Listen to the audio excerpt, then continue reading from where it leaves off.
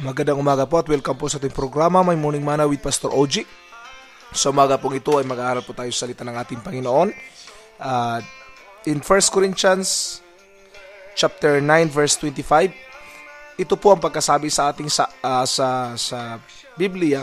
They train to obtain a perishable crown, but we for an imperishable crown. Our topic for this morning is true teamwork. Sa isang laro po ay in-expect po ang teamwork, di po ba? But what I want you to know today is those people who are working or who are training is doing for the perishable crown, but we for imperishable crown. We don't need to defeat any Christian just to win one.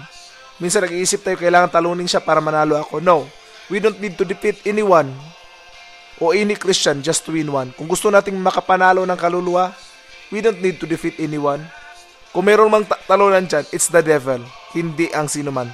In sport, someone always loses. But when someone is won to Christ, the only loser is Satan. For Christians, true teamwork is not about defeating opponents. It's about recruiting them to join our team. It's the true sense, mga kapatid, ng tunay na pagwawagi. Kung gusto nating magwawagi, gusto nating makita ang tunay na teamwork, let's go working together to reach more souls for Christ's service.